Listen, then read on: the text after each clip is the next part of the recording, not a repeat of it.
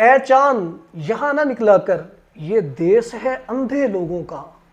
السلام علیکم ناظرین، میں ہوں حافظ شعبان۔ جی ناظرین، بڑی شوق نیوز ہیں جو میں نے آپ تک پہنچانی ہے، بڑی اہم خبریں ہیں ناظرین۔ اس سے پہلے کہ وہ خبریں میں آپ کو بتاؤں، میں ایک اور ٹاپک پہ بات کرنا چاہتا ہوں۔ بات یہ ہے کہ چاند نظر آ گیا، عید ہوگی یا نہیں ہوگی، اس طرح کے ٹائٹل لکھ کے تھم نیل بنا کے بہت سارے یوٹیوبرز نے لگایا ہوگا تاکہ آڈینس ان کی طرف آئے اور ان کو دیکھے۔ پاکستان میں چاند نظر نہیں آیا، لیکن چاند نظر آ گیا ہے۔ وہ سعودیہ عربیہ میں اور عرب امارات کی کچھ ریاستوں میں نظر آیا ہے جہاں پر عید ہوگی، جہاں پر جمعہ والے دن عید ہوگی۔ ہاں، یورپ کنٹریز میں نظر آیا ہے، وہاں پر جمعہ والے دن عید ہوگی۔ پاکستان میں چاند نظر نہیں آیا۔ پاکستان میں چاند نظر آنے کے کل کے امکانات ہیں اور ہفتے والے دن عید ہوگی، کل کا روزہ ہوگا۔ لیکن اس طرح جو چاند نکال دینا، ہاں چاند نکالے گئے ہیں۔ اب میں اپنی نیوز کی طرف آتا ہوں، چاند کو ساتھ اٹیچ کرتے ہیں۔ پاکستان سے چاند نکلا ہے لیکن وہ برطانیہ میں جا کے بیٹھ گیا۔ برطانیہ سے نکلا ہے، اب عمرے کی سعادت حاصل کر رہا ہے، اور وہاں پر جو چاند نکلا ہے وہ ناصر مدنی صاحب کے سامنے نکلا ہے۔ یہاں سے تو وہ چاند نکل کے گیا تھا شاہی مہمان بن کے، وہاں پر آگے ناصر مدنی صاحب کے مہمان بن گئے، یا ناصر مدنی اس چاند کا مہمان بن گیا۔ ناصر مدنی صاحب کی تقریر آج کل سوشل میڈیا پہ وائرل ہے، جو نواز شریف سامنے بیٹھے ہیں اور وہ تقریر کر رہے ہیں، اور کچھ پاکستانی کمیونٹی کے لوگ ہیں جو اس میں بیٹھے ہیں۔ ناصر مدنی صاحب کو نواز شریف صاحب نے حکم دیا کہ جناب آپ پنجابی میں تقریر کریں۔ ناصر مدنی صاحب اب تقریر کر رہے ہیں پنجابی میں، اور تقریر کرتے کرتے نواز شریف صاحب کو مخاطب کرتے ہوئے کہا کہ میرا چاند، میرا مکھن، میری ملائی۔ نواز شریف کو یہ کہا تو ساری وہ کمیونٹی ہنس پڑی۔ لیکن یہاں پاکستان میں یہ چاند، اس چاند کے حوالے سے جھوٹ بولا جا رہا تھا کہ یہ چاند سعودی عرب میں جا کے شاہی مہمان بن کے نکلے گا، شاہی چاند بن کے نکلے گا، لیکن ایسا کچھ بھی نہیں تھا۔ وہاں پر تو ساری کمیونٹی پاکستانی کمیونٹی تھی، سرو کرنے والا بھی پاکستانی تھا، بیٹھنے والا بھی پاکستانی تھے، بات چیت کرنے والے بھی پاکستانی تھے۔ ہو سکتا ہے شاہی مہمانوں سے الگ کمروں میں، بند کمروں میں ملاقات ہوئی ہو، وہ ایک الگ بات ہے، مجھے نہیں پتا، وہ اللہ تعالیٰ کی ذات جانتی ہے، لیکن وہ چاند ضرور نکلا ہے۔ لیکن اس چاند کی جو ناصر مدنی نے تعریف کی ہے، ناصر مدنی ایک ایسا مذہبی اسکالر ہے جو ایک ٹک ٹاکر بھی ہے، اور اس کی تقریر میں مزاح بہت زیادہ ہوتا ہے، کام کی جو باتیں ہیں وہ بڑی کم ہوتی ہیں، اور مزاح اس حد تک ہوتا ہے کہ وہ بات کو بڑھا چڑھا ہی اتنا دیتا ہے کہ بس چھڑ دیو گلا، میرا چاند تے میرا مکھن تے میری ملائی تے آئی مس یو، آئی ایم مسجد، جانو آئی ایم مسجد، اس طرح کی باتیں جو ہماری لڑکیاں اور لڑکے یہ بڑے ہنس کے سنتے ہیں ناصر مدنی کی۔ تو ناصر مدنی صاحب نے نواز شریف کی تعریف کرتے کرتے ساتھ مریم نواز کا بھی اسے یاد آ گیا، مریم نواز کی بھی اس نے تعریف کر دی۔ شکر ہے مریم نواز نے انہیں یہ نہیں کہتا کہ میرا چاند ہے، میرا مکھن ہے، میری ملائی، تو کہیں یہ بات کسی اور طرف چلی جاتی۔ لیکن تعریف اس طرح کی ہے کہ مریم نواز جب تقریر کرتی ہے تو یہ بڑی، اس کی تقریر کے جو الفاظ ہیں وہ دل پہ اثر کرتے ہیں، یہ کرتے ہیں۔ وہاں مریم نواز کو پتہ نہیں کہاں تک بڑھا چڑھا دیا، لیکن اس طرح کرنا نہیں چاہیے تھا ناصر مدنی صاحب کو۔ تمام پارٹیوں کے جو نوجوان ہیں وہ مزاح کے حوالے سے پسند کرتے ہیں، لیکن انہوں نے یہ غلط کیا ہے کہ وہاں جناب شاہی خاندان کی تعریف جو کی ہے شاہی انداز میں، تو یہ غلط کی ہے۔ اچھا، دوسرا جو چاند چڑھا ہے وہ سپریم کورٹ میں بھی چڑھا ہے۔ سپریم کورٹ نے آج سارے جو سیاسی قائدین ہیں ان کو طلب کیا اور ان سے پوچھا بھی ہاں بھی الیکشن کیوں نہیں کروانا چاہ رہے۔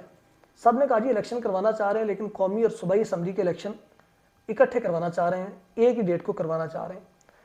تو چیف جسٹس صاحب نے کہا کہ اس میں دقت کیا ہے؟ انہوں نے کہا جی ہمیں بات چیت کرنے دیں، مذاکرات کرنے دیں۔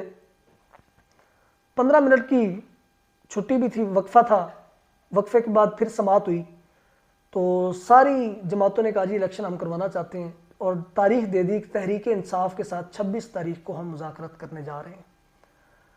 ساری جماعتیں ایگری، لیکن اس سے پہلے اگر دیکھا جائے 1-2 دن پہلے تو یہ سپریم کورٹ پر عدم اعتماد کا اظہار کر رہے تھے، اور خاص طور پہ یہ کہہ رہے تھے کہ جو 3 رکنی بینچ ہے ہمیں اس پہ اعتماد نہیں ہے۔ لیکن سپریم کورٹ میں تو ایسی کوئی بات نہیں کی انہوں نے، وہاں پر اعتماد کا بھی اظہار کیا اور وہاں پر بڑی آسانی سے مان گئے کہ الیکشن کروا رہے ہیں۔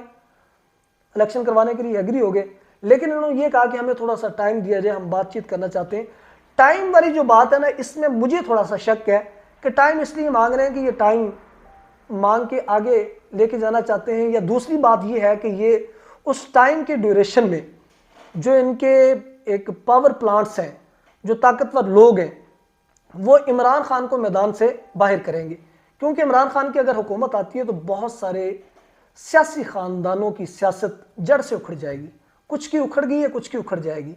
ہاں، اگلی بات یہ ہے کہ مذاکرات کے لیے ساری جماعتیں مان گئیں، نون لیگ بھی مان گئی، ساری جماعتیں مان گئی، لیکن 2-3 بندے نہیں مانے۔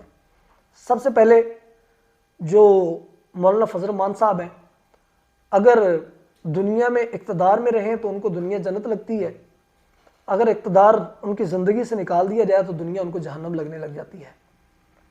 ان کا بیٹا وفاقی وزیر ہے، بہت سارے 10 سے 12 لوگ ان کے ایسے ہیں جو پاور میں ہیں اور حکومت میں ہیں۔ حکومت رہتی ہے تو وہ پاور میں ہے، اگر حکومت جاتی ہے تو ان کو بھی پتہ ہے کہ ان کے ساتھ کیا ہونا ہے۔ خاص طور پہ جو علی امین گنڈا پور کے ساتھ انہوں نے کیا ہے، اب سیاسی میدان میں علی امین گنڈا پور بھی مولانا فضل الرحمان صاحب پہ بھاری ہے، بہت بھاری ہے۔ تو مولانا فضل الرحمان صاحب اس لیے نہیں مانتے کیونکہ ان کی سیاسی ساخت کو بہت نقصان ہوا ہے، اور دوسرا جو نقصان ہوا ہے وہ نواز شریف صاحب کو ہوا ہے، تیسرا جو نقصان وہ مریم نواز نے ٹویٹ بھی کی ہے کہ ہم ملک میں فتنہ فساد پھیلانے والے کے ساتھ، مطلب عمران خان کی طرف اشارہ، اس کے ساتھ ہم مذاکرات کیسے کر لیں، یہ تو کل عدم جماعت ہے، دہشت گرد جماعت ہے، یہ دہشت گرد ہے، جبکہ تحریک انصاف پاکستان کی سب سے بڑی پولیٹیکل پارٹی ہے۔ ایجنسیز نے جو سروے کیا ہے اس کے مطابق بھی، اور ویسے بھی آپ دیکھ لیں کہ سب سے پاپولر اور پولیٹیکل پارٹی جو ہے وہ تحریک انصاف ہے، اور وہ لاڈلی ملکہ پاکستان کہہ رہی ہے کہ یہ دہشت گرد جماعت ہے۔ حیرت کی بات ہے کہ تو نے کبھی کونسلر کا الیکشن نہیں لڑا اور ایک بہت بڑی پارٹی کے بارے میں تو یہ کہہ رہی ہے، یہ تیرے منہ پہ نہیں پڑتی۔ خیر، الیکشن تو ہوگا۔ سپریم کورٹ نے اپنے فیصلے میں لچک نہیں دی، اس نے کہا کہ ساری جماعتیں اگر متحد ہوتی ہیں ٹھیک ہے، نہیں تو 14 مئی کو الیکشن ہوں گے، الیکشن نہیں ہوں گے تو پھر کچھ اور ہوگا، وہ بھی آپ سمجھدار ہیں۔ سپریم کورٹ اپنے فیصلے پہ ڈٹی ہوئی ہے، وہ کسی کے پریشر میں نہیں آئی، حالانکہ ایجنسیز کے جو ڈی جی ہیں انہوں نے بھی ملاقات کی، ساری پارٹیوں نے پریشر بھی ڈالا، خاص طور پر وزیر اعظم صاحب نے بھی بڑا پریشرائز کیا، بڑے جھانسے دیے، لیکن سپریم کورٹ اپنے موقف پہ ڈٹی رہی، اور وہ کہتی ہے کہ آئین کو آپ نہیں توڑیں گے، جو ہوتا ہے ہو جائے، جتنے مرضی آپ جو ہے نا ایکسکیوزز لے آئیں، لیکن الیکشن ہم کروا کے رہیں گے، اور الیکشن ہو کے رہے گا، انشاءاللہ الیکشن ہونا ہے۔ اور اگلی خبر یہ ہے کہ تحریک انصاف نے، مطلب عمران خان نے اپنے جو پنجاب کے صوبائی اسمبلی کے کینڈیڈیٹس ہیں ان کو ٹکٹیں دے دی ہیں۔